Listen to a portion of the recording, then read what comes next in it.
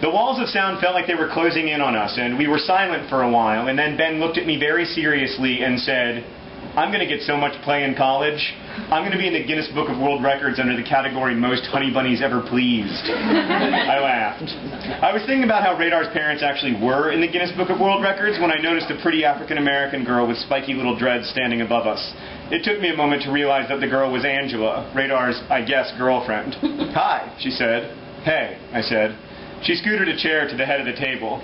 "I figure you guys probably know Marcus better than anyone," she said, using Radar's real name. She leaned toward us, her elbows on the table. "It's a crap job, but someone's got to do it," Ben answered, smiling. "Do you think he's, like, embarrassed of me?" Ben laughed. "What? No. Technically," I added, "you should be embarrassed of him." She rolled her eyes, smiling, a girl accustomed to compliments. "But he's never, like, invited me to hang out with you, though." "Oh," I said, "that's because he's embarrassed of us." She laughed. "You seem pretty normal." "You've never seen Ben snort Sprite up his nose and then spit it out of his mouth," I said. "But really, you wouldn't worry? I mean, we've been dating for 5 weeks and he's never even taken me to his house." Ben and I exchanged a knowing glance and I scrunched up my face to suppress laughter. "What?" she asked. "Nothing," I said. "Honestly, Angela, if he were forcing you to hang out with us and taking you to his house all the time, then it would definitely mean he did not like you. Are his parents weird?" I struggled with how to answer that question honestly. No, they're cool. They're just kind of overprotective, I guess." "Yeah, overprotective," Ben agreed a little too quickly. She smiled and then got up, saying she had to go say hi to someone before lunch was over. Ben waited until she was gone to say anything. "That girl is awesome," Ben said. "I know, I wonder if we can replace Radar with her." "She's probably not that good with computers, though. We need someone who's good at computers. By the way, nice call saying that Radar's folks are overprotective." "Well, it's not my place to tell her," I said.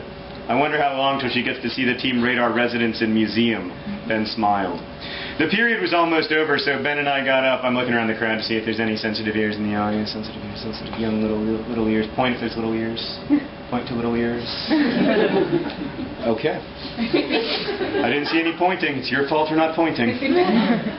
The period was almost over, so Ben and I got up and put our trays onto the conveyor belt, the very same one that Chuck Parson had thrown me onto freshman year, sending me into the terrifying netherworld of Winter Park's dishwashing core.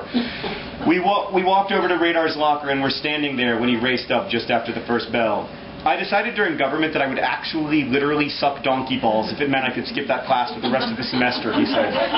"You can learn a lot about government from donkey balls," I said. "Hey, speaking of reasons you wish you had fourth period lunch, we just dined with Angela." Ben smirked at Radar and said, "Yeah, she wants to know why she's never been over to your house."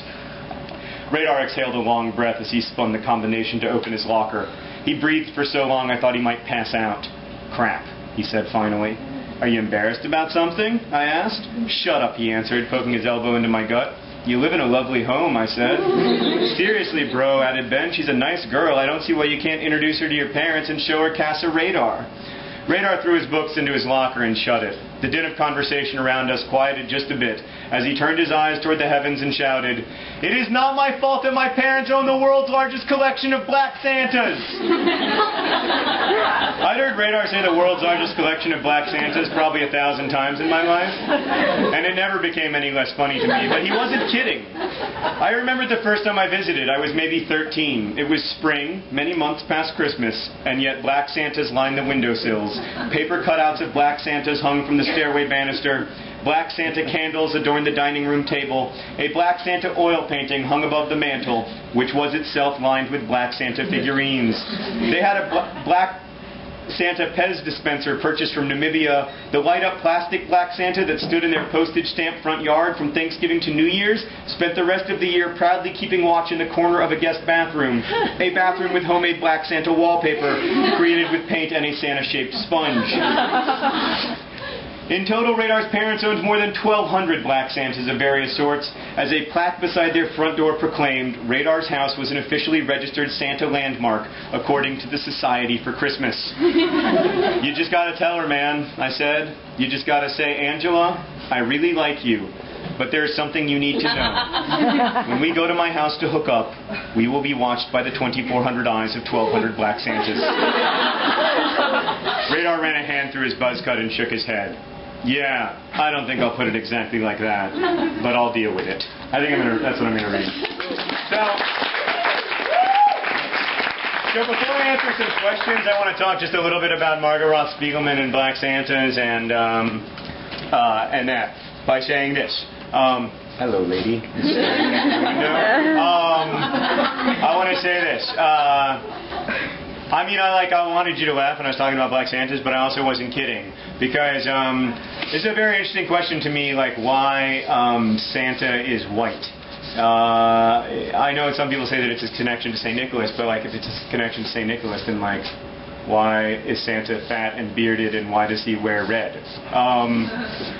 We have to be really careful the way we imagine our stories, because the way we imagine our stories has a way of becoming real, which is what Paper Towns is about. In Paper Towns there's this extended, some would say painfully extended, metaphor about cartography and the relationship between the world we draw and the world that is. Like, is the world we draw real? Or is the world that we look at real? And can those two worlds affect and shape each other? What Radar's parents are trying to do is to make us imagine our stories in a different way from how we're used to imagining them, which Radar's girlfriend points out to him the only time they have a fight in the book. He's recounting their only fight. Radar's girlfriend has pointed that out to him, and he responds by saying something like, yeah, I always think about how to imagine my stories when I'm eating my freaking Lucky Charms with my freaking Black Santa spoon. And I understand why Radar's pissed off about it, but I think that his parents are right on some fundamental level. I mean, this is a novel in which everyone is misimagining everyone else, and everyone is sort of failing to think about everyone else with adequate complexity. As I said earlier, my friend Nathan Rabin, who I pointed out even though he's not here, who works at The Onion, coined a term for, like the girl in Garden State and this sort of archetypal young lady who exists largely for the purposes of teaching some nerdy boy a lesson, the Manic Pixie Dream Girl. And the Manic Pixie Dream Girl, she's moody, but she's super hot, and she is really sharp and witty and funny. She's a little bit elusive. She doesn't talk a lot because you have to be busy imagining all the wonderful things that she's thinking. And she is inexplicably really, really attracted to nerds, probably because nerds made her up.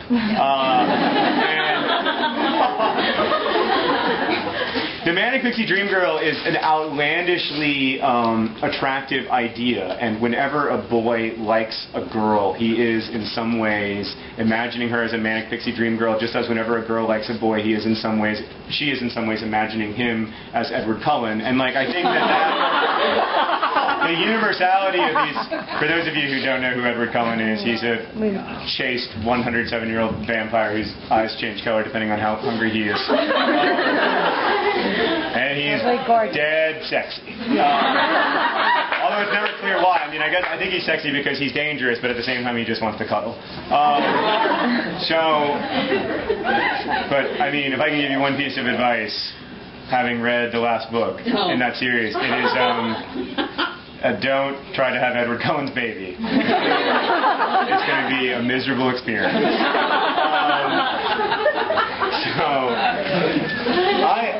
I am really interested in the relationship between the way we imagine these romantic others as sort of more than human, as greater than human, as in some way fundamentally different from us, capable of being more awesome than we're capable of being. Because I think that is almost as treacherous a lie as dehumanizing other people, as thinking of them as less than human, as dismissing them as being just nerds or just lame or just stupid or whatever. Because when you romanticize someone in this way, it's of course very attractive for you and also for the person you're imagining, because it's fun to have people think that you're somehow greater than being a person. But because you always know that that's a lie, there's this terrible endless tension in that lie, in the difference between the way you're perceived and the way that you know yourself to be. And I think that can be hugely destructive in people's lives, which is what Paper Towns is about, really. Yeah. So I think that's what I'm going to say, and then I'm going to answer some questions, and then we're going to sign books, and then we're going to go out and enjoy this gorgeous fall day in Chicago that reminds me of how much I miss living here.